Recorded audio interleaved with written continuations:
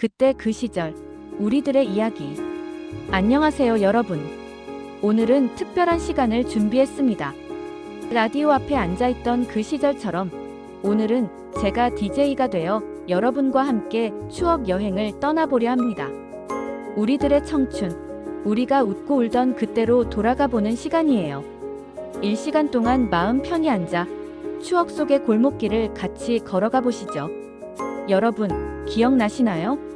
토요일 밤 9시면 온 가족이 텔레비전 앞에 모여 앉던 시간. 토요명화, 전국 노래자랑, 그리고 라디오에서 흘러나오던 노래들. 이미자의 동백아가씨, 조용필의 돌아와요. 부산항의 그 노래 한 곡이면 온 동네가 따라 불렀죠.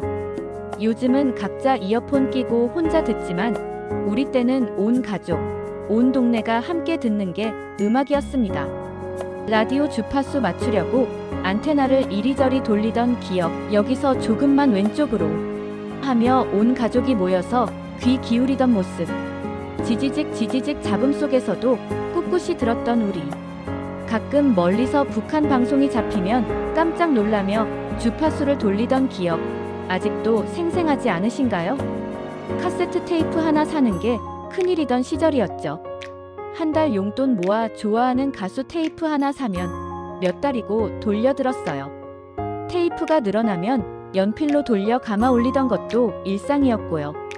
친구 집에 가서 라디오에 나오는 노래를 녹음하려고 숨죽이며 기다리던 시간, DJ 멘트가 노래 위로 나오면 속상했던 그 시절 그조차도 추억이 되어 우리 마음에 남아 있습니다. 그 시절, 서울은 우리에게 꿈의 도시였습니다. 고향 시골 버스 정류장에서 보따리 가득 짊어지고 서울로 향하던 그날. 버스터미널은 사람들로 북적였고 종로, 명동, 청계천 거리를 처음 밟을 때의 설렘과 두려움이 교차했죠. 버스 창밖으로 보이던 네온사인, 사람들로 가득 찬 종로 거리 시골에서 보던 풍경과는 완전히 달랐습니다. 명동의 분식집에서 먹던 떡볶이, 매콤한 고추장 양념의 양은 그릇에 담겨 나오던 그 맛. 돈이 없을 땐 국물만 떠먹어도 행복했어요. 병에 든 콜라 한 병 시켜서 여럿이 빨대로 나눠 마시던 그 시절. 지금 생각하면 참 순수했죠. 청계천 세운상가에 가서 카세트 플레이어 하나 사는 게 얼마나 큰 꿈이었는지 모릅니다. 그때는 전자제품이 마치 보물 같았어요. 그리고 동네. 옆집 아이가 다치면 온 동네가 뛰쳐나오고 누구네 집에 잔치라도 있으면 반찬 하나씩 들고 모이던 시절.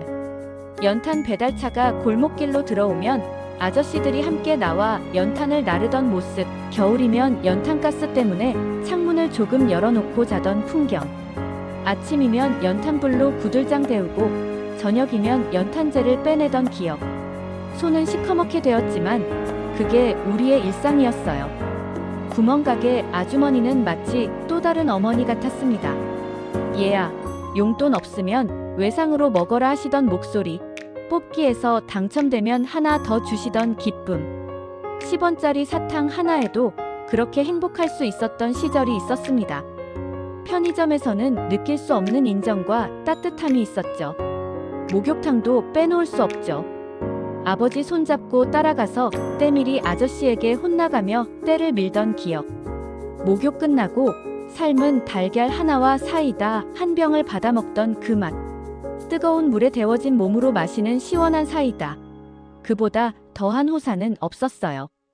학교 시절을 떠올려 볼까요? 학급당 60명이 넘는 교실. 긴 책상에 여럿이 붙어 앉아 수업을 듣던 풍경. 분필 먼지 날리는 칠판. 분필을 털면 교실이 하얗게 변하던 순간.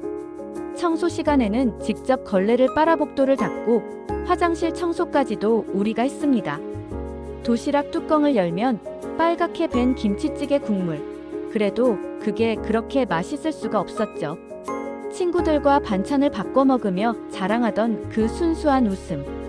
소풍 전날 밤에는 설레서 잠도 못 이루고 새벽부터 일어나 어머니 도와 김밥을 싸던 기억. 버스 타고 가며 창밖 풍경을 보며 친구들과 수다를 떨던 그 길. 소풍지에 도착해 돗자리를 펴고 먹던 김밥 맛은 지금도 잊을 수가 없습니다. 운동회 날 어머니들이 준비해주신 도시락 잔치, 온 가족이 운동장에 나와 응원하던 모습, 줄다리기, 이어달리기, 박 터뜨리기 넘어져도 끝까지 달리던 순수한 우리 모습. 그게 바로 우리 세대만의 추억 아닐까요? 그리고 조금은 부끄럽지만 설레는 이야기. 첫사랑. 지금처럼 카톡도 문자도 없던 시절. 모든 게 편지였어요. 문방구에서 예쁜 편지지를 고르고 몇 번이고 다시 쓰던 그 마음. 친구 편에 편지를 전해주고 이가 너 좋아한대라는 소리에 얼굴이 빨개지던 순간. 쉬는 시간 창가에 서서 운동장을 바라보다가 우연히 눈이 마주치면 급히 고개를 돌리던 그 두근거림. 졸업식 날 서로의 연락처를 주고받으며 꼭 연락하자 했지만 용기가 없어 결국 하지 못했던 그 시절의 사랑. 지금도 가슴 한구석이 따뜻해지는 추억입니다. 졸업 후 직장을 구할 때는 어땠을까요? 신문 구인 광고를 보며 성실한 청년 구함이라는 글자 하나에 설레던 우리. 정장이 없어 친구 옷을 빌려 입고 발 아픈 새 구두를 신고 면접장에 들어서던 모습. 지하철 노선도를 손에 꼭 쥐고 길을 헤매던 시절. 첫 월급을 봉투에 담아 부모님께 드렸을 때의 뿌듯함. 봉투를 뜯어 돈을 세며 느끼던 성취감. 그때는 작아 보이던 봉투 하나가 우리 인생에 얼마나 큰 의미였는지 모릅니다. 회사 회식 자리에서 노래 한 곡 시키면 떨리는 목소리로 부르던 트로트 한 곡. 그래도 선배들의 박수 소리에 어깨가 으쓱했던 그때. 술도 못 마시면서 취한 척 집에 돌아오던 길, 버스 창밖에 비치는 네온 사인이 그렇게 화려할 수 없었죠. 점심시간에 동료들과 중국집에 가서 짜장면을 먹으며 언젠가는 우리도 과장님 되겠지 하던 소박한 꿈. 야근하면서 컵라면 끓여 먹고 택시비 아끼려 막차를 타고 집에 가던 그 시절. 힘들어도 그게 멋있어 보였고 그게 어른이 되어가는 과정이었죠. 그뿐인가요? 극장도 빼놓을 수 없습니다. 단관 극장 앞에 길게 늘어선 줄, 이소룡 영화 보려고 몰려든 사람들, 영화 시작 전 땅콩 봉지를 사서 까먹던 기억.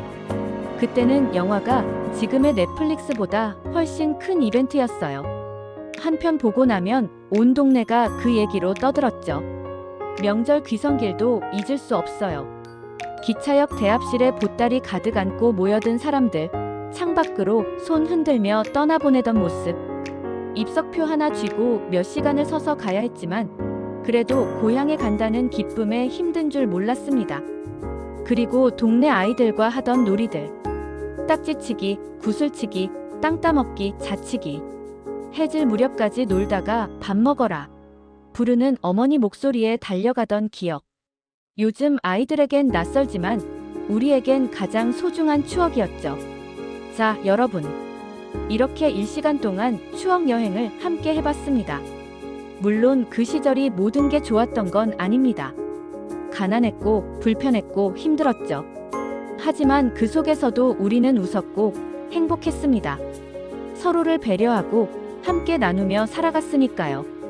이제는 스마트폰 하나로 세상 모든 걸 할 수 있는 시대지만 그때 그 따뜻함과 순수함은 어디로 갔을까요? 여러분, 오늘 들은 이야기들을 자녀, 손주들에게 들려주세요. 할아버지, 할머니 때는 말이다 하고 시작되는 이야기 속에서 아이들도 삶의 소중함을 배울 수 있을 겁니다. 오늘 함께 해주셔서 정말 고맙습니다. 여러분의 소중한 추억 댓글로 나눠주세요. 다음에도 더 재미있는 이야기, 더 따뜻한 이야기로 찾아뵙겠습니다. 건강하세요.